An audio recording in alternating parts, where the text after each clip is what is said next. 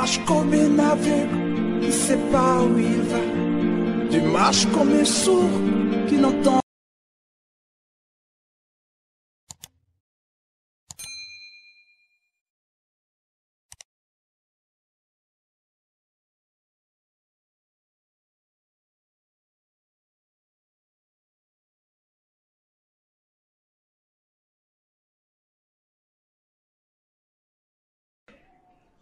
Alors, l'autre point, ces pasteurs-là disent que lorsqu'on répartit le monde, ils disent que lorsque les ex-satanistes viennent dire que ce que nous appelons le séjour des morts est réparti, ou encore appelé le monde astral, dans leur expression, est réparti en 3 parties.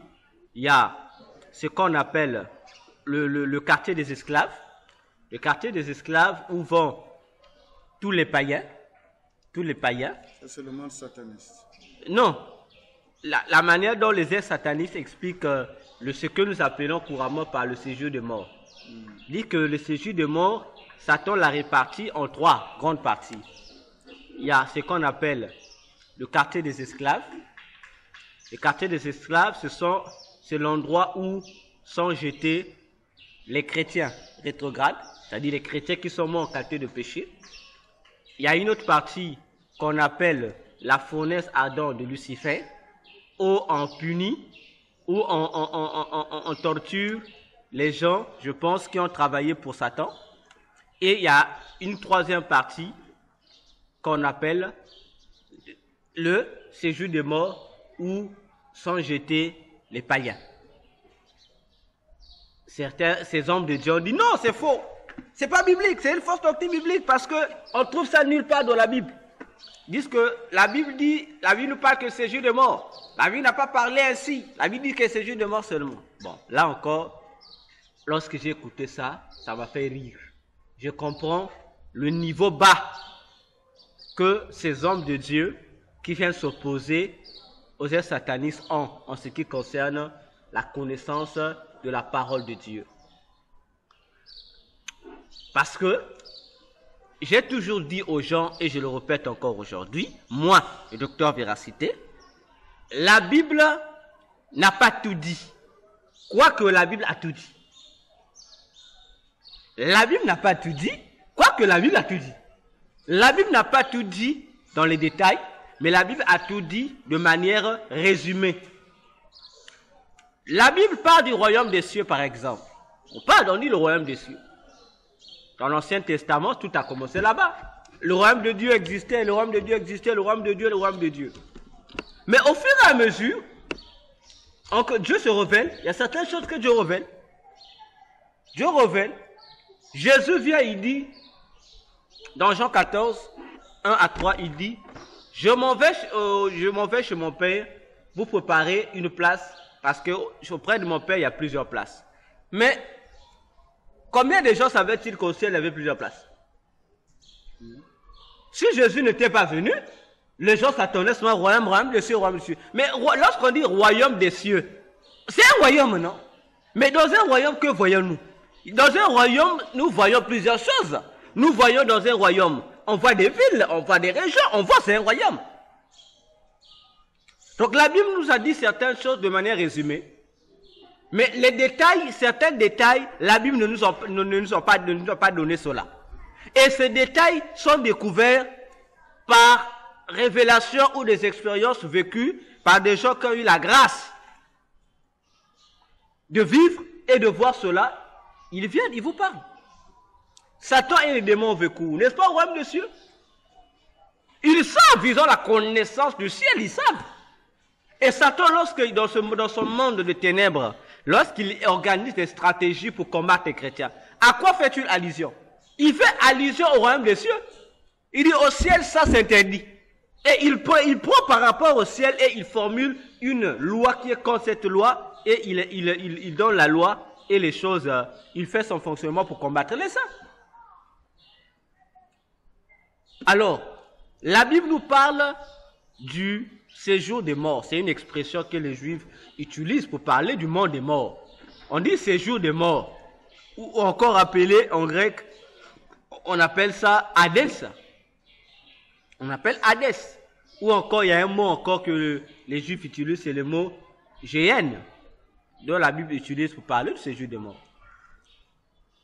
Mais la Bible ne nous donne pas tous les détails de ce royaume, comment est configuré ce royaume. La Bible nous donne un nom généralisé. Mais la division de ce royaume de département, qui a fait? Ce n'est pas Dieu. C'est Satan, puisque c'est Satan qui a le pouvoir de ça. Satan, il gère. La Bible nous dit que avant la mort de Jésus, Satan gérait et il avait les clés. Une fois que Jésus est mort, Jésus lui a ravi les clés du séjour de mort et de la mort. Mais c'est jusqu'à aujourd'hui, Satan continue à gérer. Parce que le séjour de mort, ce n'est pas l'enfer éternel, où sera le lac de feu, où seront jetés après le jugement dernier tous les hommes et Satan les démons. Et où même le séjour de mort, lui-même sera également jeté dans le lac de feu. Non! Satan, c'est un royaume satanique. Et dans ce royaume-là, le séjour de mort, Satan aussi a organisé ces choses. C'est pour lui, il considère ça comme étant un département. Il a organisé ça à sa manière. Donc si Dieu a qualifié cela d'être le séjour des morts, Dieu a appelé cela séjour des morts.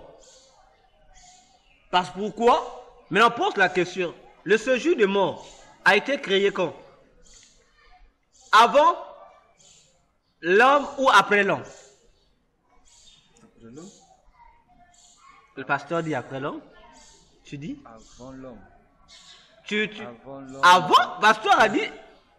Tu dis? Avant que l'homme n'existe. Voilà. Les hommes se sont réveillés. Voilà. Le séjour de mort existe avant la création de l'homme. C'est sous la terre. Parce que les gens s'embrouillent pour rien. Parce que dans ton séjour de mort, ils s'embrouillent. Le séjour de mort se trouve sous la terre. Donc c'est un monde souterrain. Et c'est dans le séjour de mort, plutôt dans le monde souterrain, que se trouve le séjour de mort. Et non loin du séjour de mort. Je mets un point. Je reviens toujours à la même question.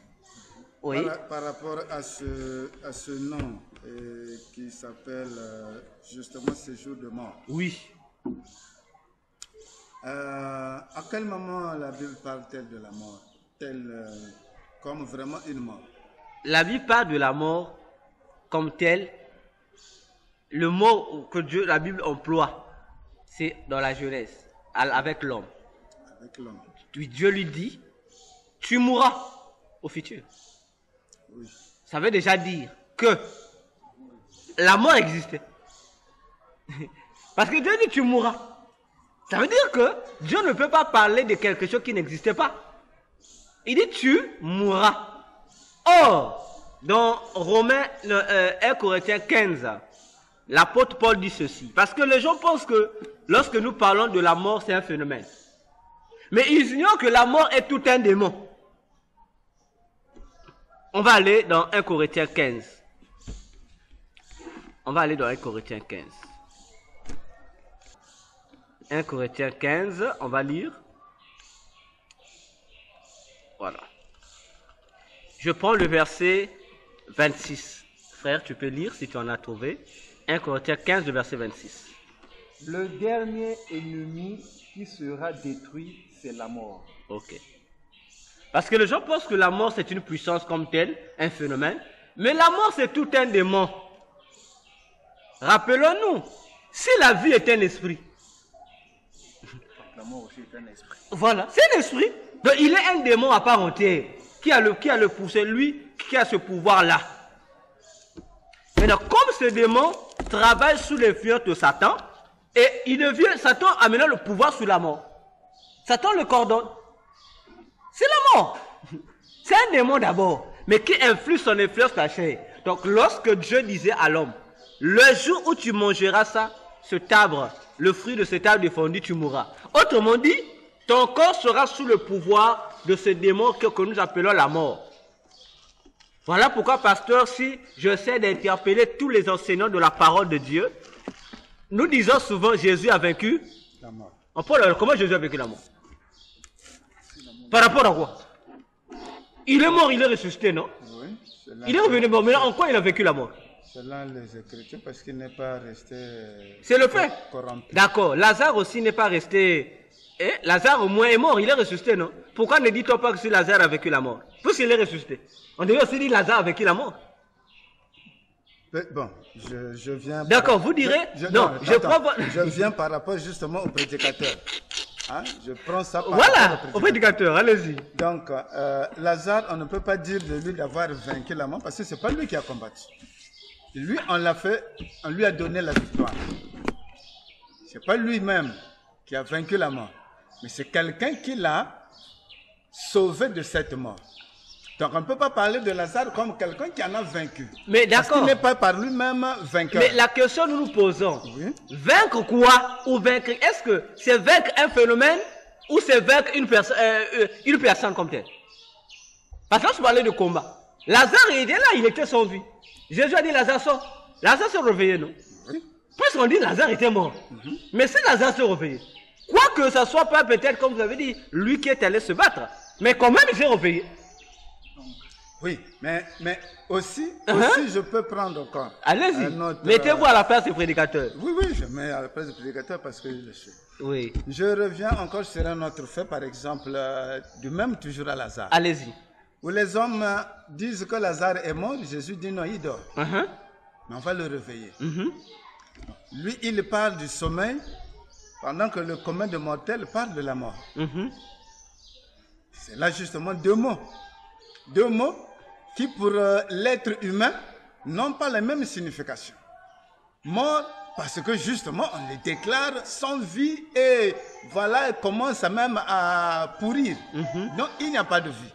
C'est différent du commun de mortels, celui qui dort.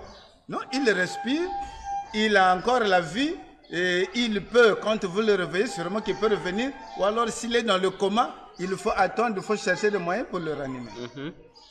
Donc, dans le langage pour le commun de mortels, justement la mort que disaient les humains par rapport à Lazare et Jésus qui parle à ses disciples dire que nous allons réveiller notre ami Lazare qui dort. La réaction même des disciples dit mais puisqu'il dort, mais il va se réveiller. Pourquoi encore aller là-bas alors qu'on vient de sortir de là sous des pierres, sous une lapidation? Non, mais maître, c'est trop tôt de repartir là-bas. Il dit non, mais en fait, il ne vit plus. Là, il explique, il réexplique, il dit non, en fait, il ne vit plus. Il faut le ramener à la vie. Ok. Là, si vous prenez dans ce contexte-là, Jésus n'a pas nié que Lazare était mort. En fait, Jésus utilisait un langage spirituel pour faire comprendre. Pourquoi? Parce que, mais lorsque nous mourons, pasteur, nous dormons, non? C'est un sommeil, non? Et en bon français, on appelle ça un profond sommeil. C'est un sommeil, un profond sommeil. Tu dors seulement.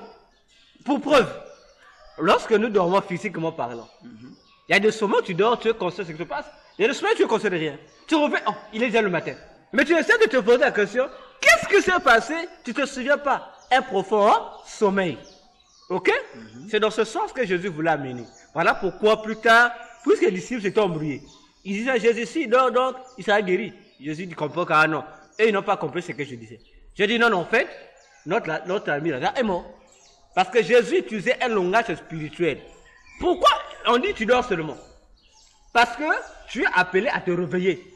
Voilà pourquoi la résurrection est des fois qualifiée d'être un réveil. On dit on va réveiller. Tu vas te réveiller, mais c'est la résurrection. Ok? Alors, si nous nous basons sur ce point-là, jusqu'à là, on va pas toujours se faire comprendre. Il n'y aura pas toujours valeur. Jésus a vécu la mort par rapport à quoi? Il a vécu le phénomène ou c'est un être, une créature qu'il a vécu? Bon. C'est là le problème maintenant qu'on demande au prédicateur de nous expliquer. On va maintenant expliquer la Bible correctement. Justement. Voilà. Par rapport au prédicateur, jusqu'à preuve du contraire, Oui. aujourd'hui, je ne pense pas qu'il y aurait un prédicateur qui dirait qu'il a vaincu une personne. Allez-y. Sinon, c'est dire qu'il a vaincu un phénomène ou un état d'esprit ou encore, voilà. Mais dire que dire que c'est une personne spirituelle, jusqu'aujourd'hui, je ne pense pas qu'il puisse y avoir 10 prédicateurs qui ont cette révélation. Attends d'abord. Maintenant, quand on suit jusqu'à l'Apocalypse et le reste, où on dit, bon, le dernier ennemi Oui. qui sera vaincu, c'est la mort. En fait, même jusque-là, l'ennemi n'est pas vu comme une personne, mais l'ennemi est vu comme un état. Jusque-là, l'ennemi est vu comme un état, mais pas comme une personne. C'est pourquoi, justement, Oui. dans tout ce que les prédicateurs peuvent donner comme enseignement ou comme prêche, tant que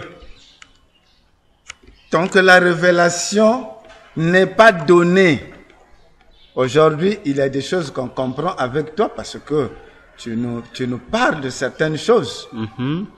Et il y en a peut-être qui nous suivent dans les réseaux, qui aussi apprennent, qui n'avaient jamais ça dans leur tête, malgré leur âge spirituel ou leur âge ecclésiastique. Ils n'en avaient jamais.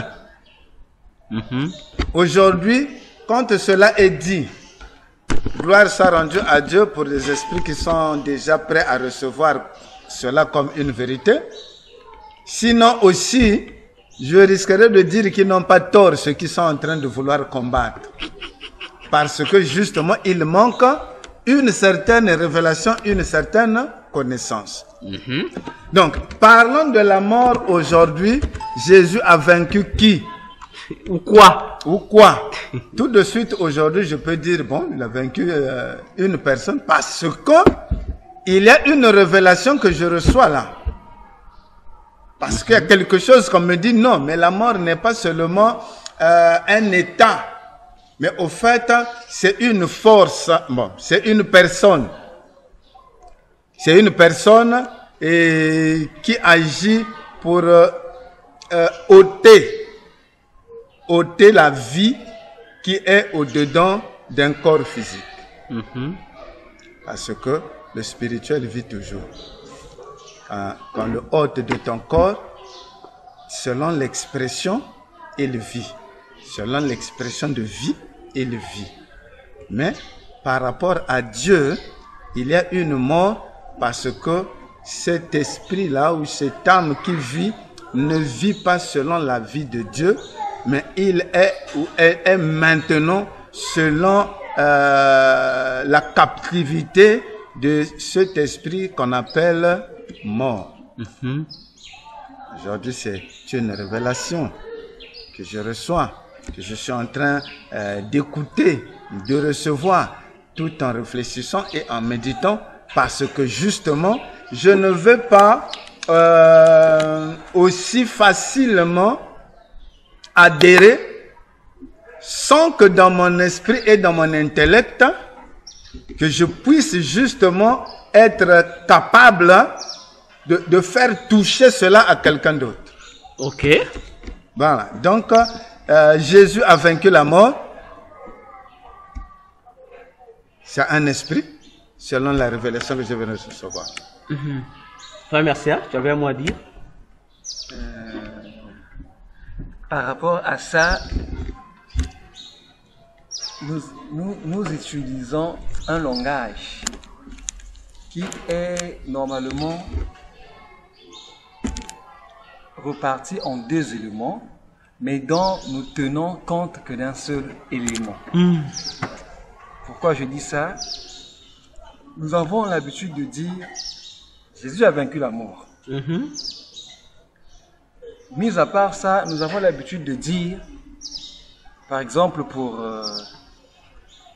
quelqu'un qui avait une difficulté, qui finit par dire j'ai vaincu, je suis sorti victorieux. Et dans ce langage-là, nous tenons plus compte d'un seul élément et on néglige un second. Pourquoi je dis ça? Parce que quand nous allons à la base, l'homme n'est pas que physique. L'homme est physique et spirituel. Or, dans une logique donnée, le spirituel ne peut combattre le physique. Le spirituel combat le spirituel et le physique combat le physique.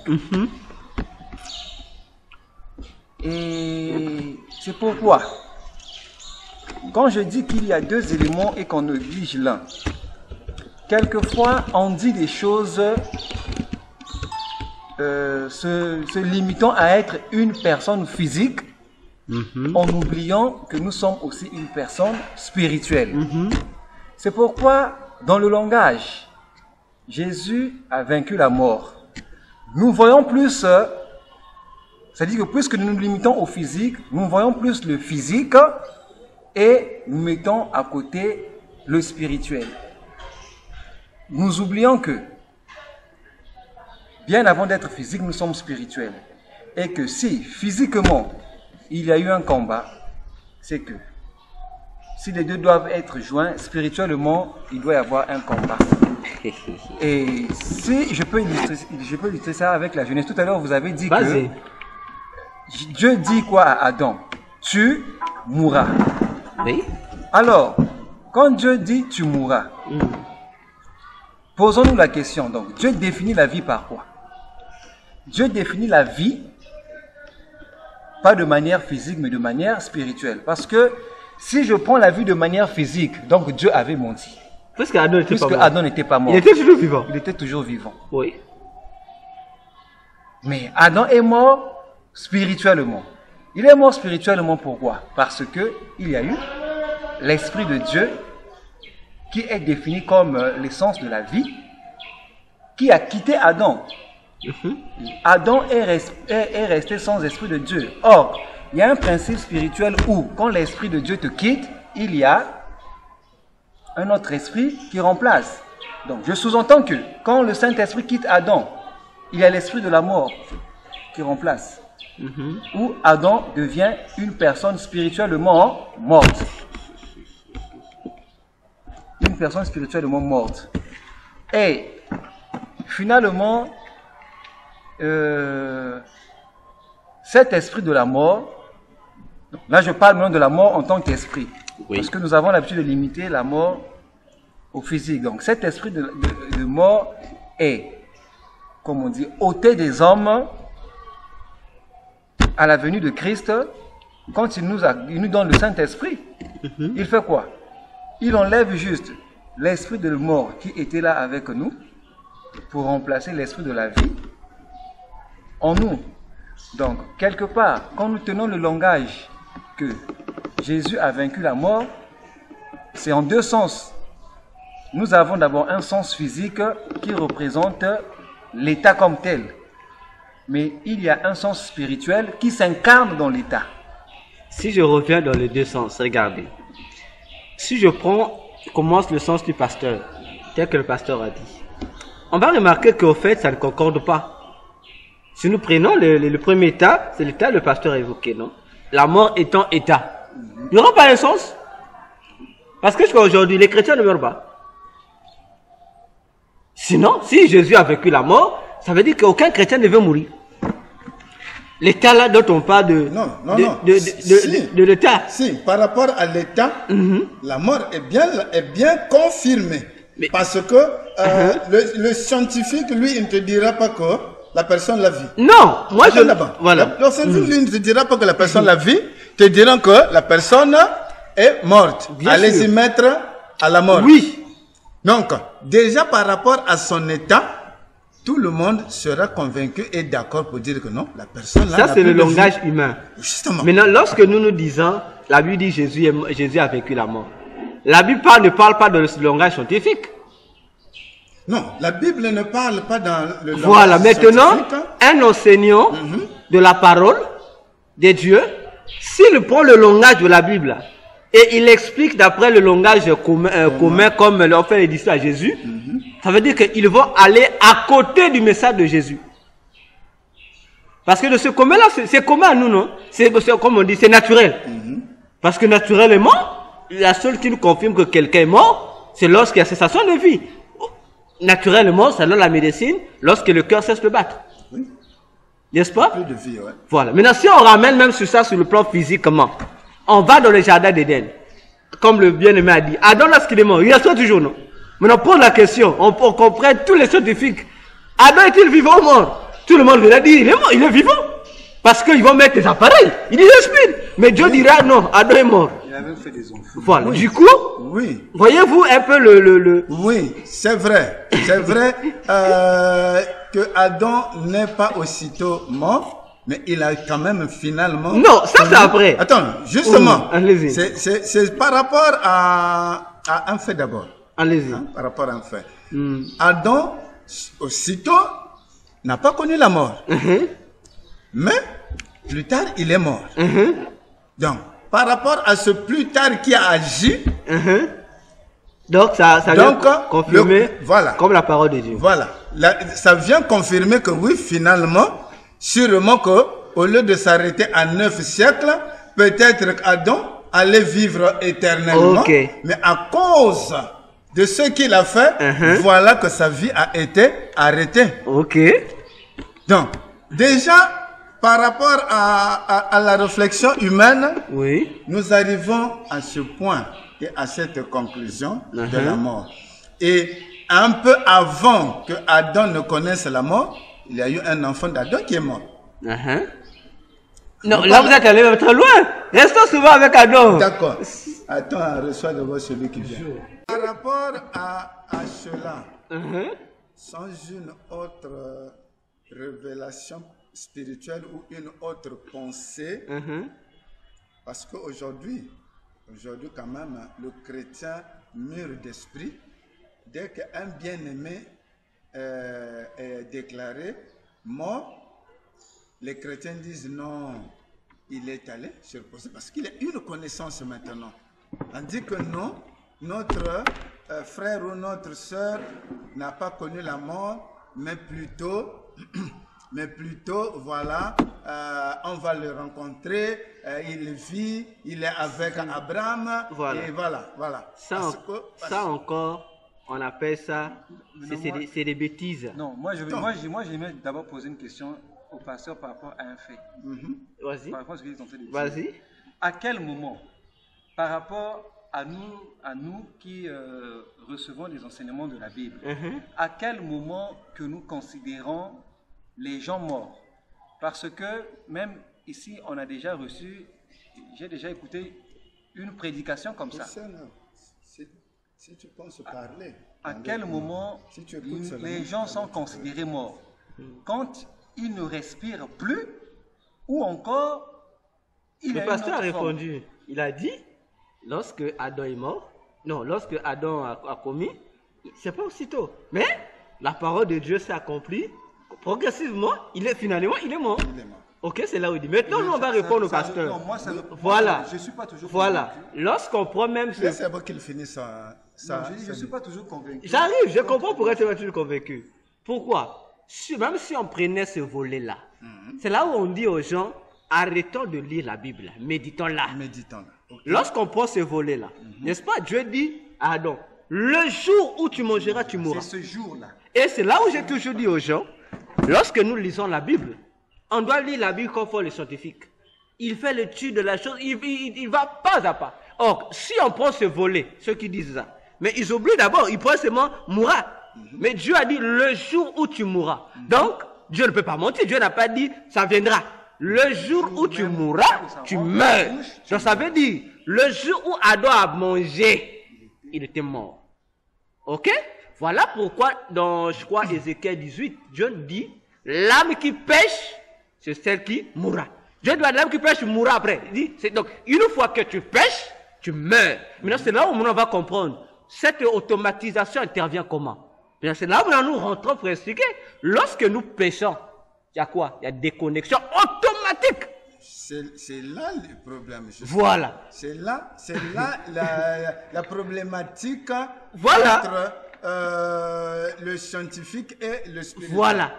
Maintenant, nous, Non, en tant je que... peux ajouter. Il y a cette problématique parce que le scientifique se limite à ce que Physique. qui est physique. Parce qu'une des règles de la science dit ce qui est réel, c'est ce qui est Physique. palpable. Voilà. Or, quand nous revenons dans Genèse, on dit Dieu créa le ciel et la terre. Dieu créa les animaux. Mais aucunement Dieu a soufflé dans les animaux pour qu'ils deviennent vivants. Mais Il alors a qu'ils créé ont le les souffle animaux, de vie. alors que les animaux respiraient, ils étaient vivants. Voilà. Le seul être où Dieu souffle pour que l'être devienne vivant, c'est l'homme. D'où on comprend que la vie, par rapport à la définition de Dieu, ce n'est pas la vie physique telle que les animaux ont été créés. Non. Mais la vie, la définition de la vie selon Dieu, c'est avoir l'esprit de Dieu en soi. Voilà. C'est pourquoi Dieu souffle dans Adam.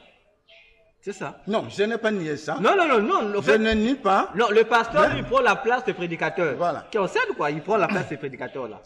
Maintenant, c'est là où, pasteur, vous comprendrez que lorsque vous ouvrez bien les yeux, vous dites, oh, vous expliquez la réalité. Mais lorsqu'on dit Jésus a vaincu la mort, ce n'est pas l'état que Jésus a vécu. L'état de la mort comme non. Ce n'est pas l'état. Preuve, regardons. La Bible dit que lorsque Jésus meurt, la Bible dit, il descend où? Mais d'abord, avant même qu'il ne meure, Colossiens 2, quand le verset 15 à 16 dit, Jésus a livré les esprits, il a cité les principautés, toute cette organisation satanique-là, en spectacle sur la croix. Alors, on peut la comment? Nous lisons tous la Bible, parce que le jour où Jésus mourait sur la croix, là, on sait qu'il y avait la foule, mais il n'y avait pas un esprit là-bas. On nous sait que les gens qui étaient les Romains, qui persécutaient. Mais on ne parle pas de cette organisation satanique-là. Mais Paul dit, Jésus a livré le monde au spectacle. Non, pas la question. Livrer au spectacle veut dire comme on dit, on te présente au public. C'est-à-dire que c'est comme on dit une fête un peu publique. On vient, on vous tabasse, on dit, bon, voilà le vaincu. Et le vainqueur, à peu près comme cela a eu lieu entre Jésus et Barnabas.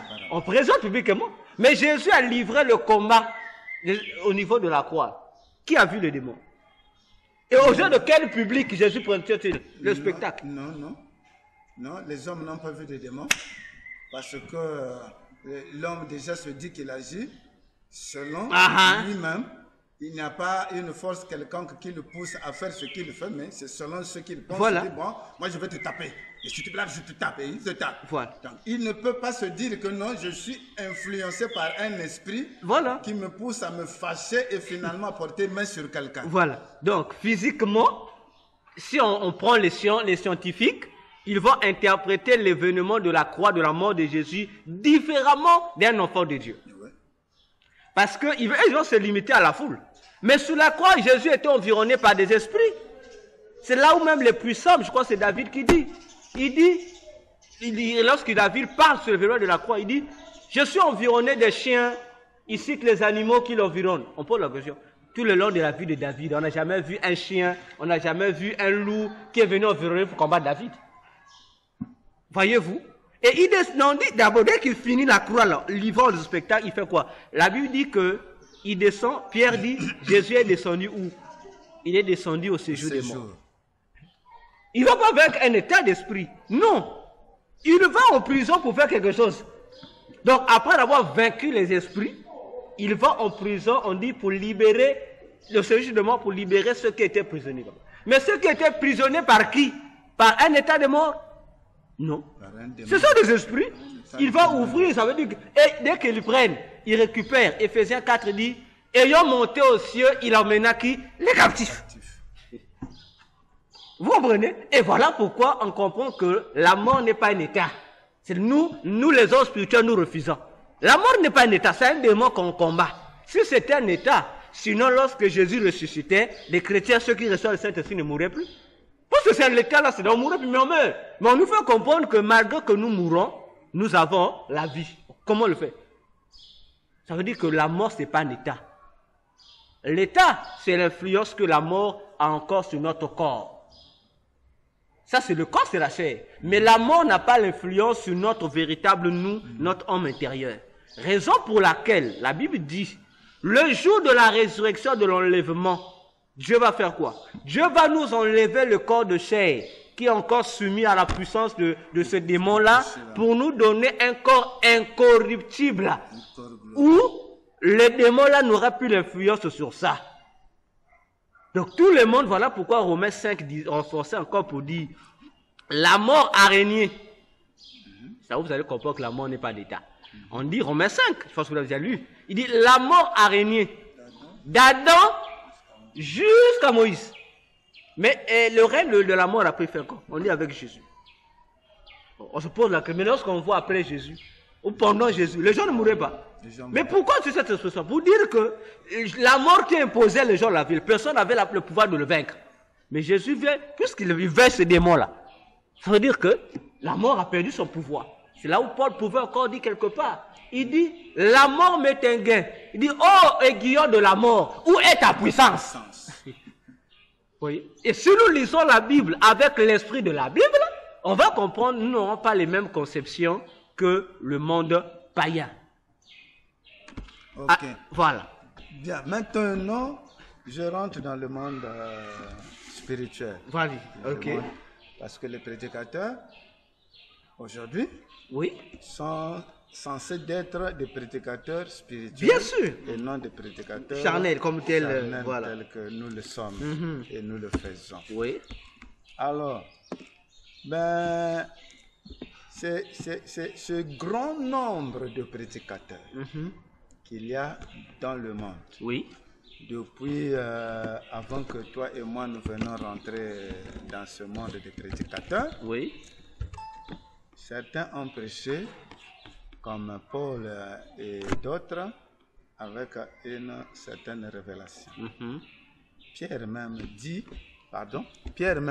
de Paul vis-à-vis des disciples. Oui. Il dit, les lettres de Paul sont très difficiles à comprendre. Oui. Pourquoi il le dit? Parce que il se réserve seulement, même si je pouvais revenir aujourd'hui, il pouvait même le traiter. Ah, je ne sais pas là où il prend ça. Vraiment. Mais comme il comprend que ce n'est pas n'importe qui, c'est un disciple de Jésus. C'est un apôtre de Jésus. Donc, il ne peut pas dire n'importe quoi. C'est sûr que le maître lui révèle certaines choses qu'il ne nous révèle pas. Il dit même, les gens mal affermis tordent le sens.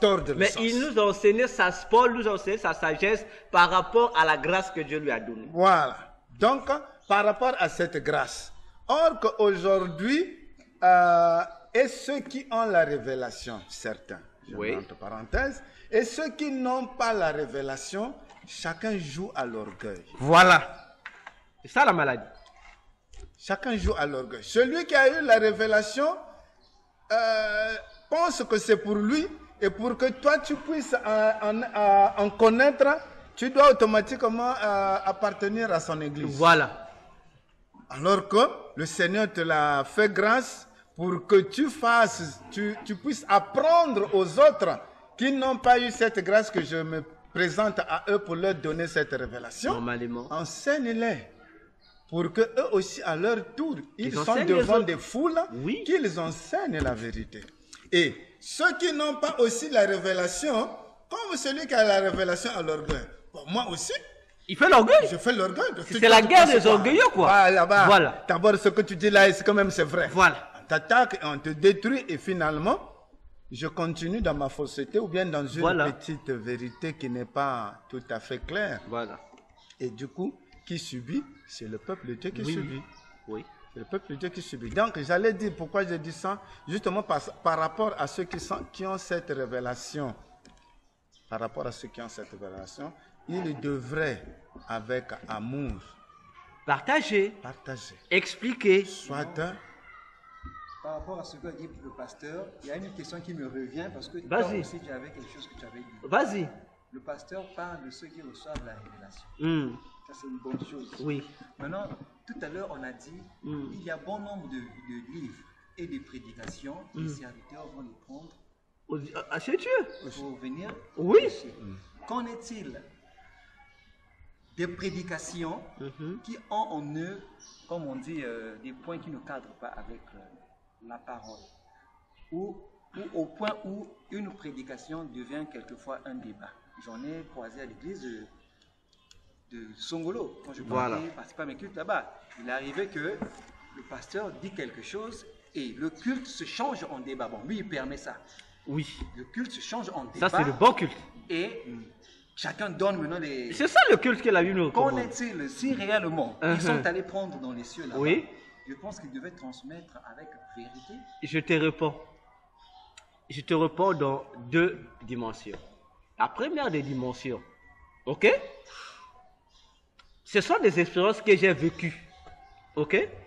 Avant, souvent, il y a des phrases, on dit, bon, lorsque le prédicateur prêche et autres. Oh, qu'est-ce qui se passe? Il arrive, lorsqu'un prédicateur, et cela n'arrive pas à tout le monde, non. Non. Il y a le côté humain et il y a le côté inspiration. Le côté humain, en tant qu'enfant de Dieu, je peux me décider, tel que c'est que nous faisons. C'est Dieu qui nous fait ça.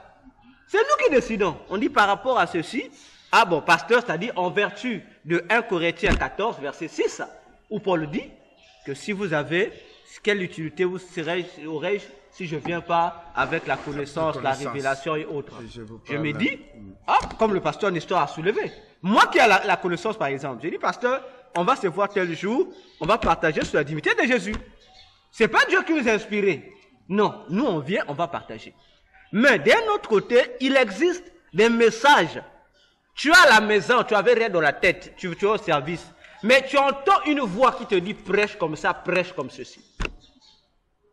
Ou tu es là, tu sens comme s'il y a un vent, qui a soufflé dans ton cœur. Et le vent là, c'est comme un message qui est venu. Et automatiquement, tu te mets à lire. C'est ce qu'on appelle l'inspiration. Parce que le mot inspiration vient de pneuma, que nous appelons souvent révélation. Qui veut dire souffle. Donc, c'est inspiration.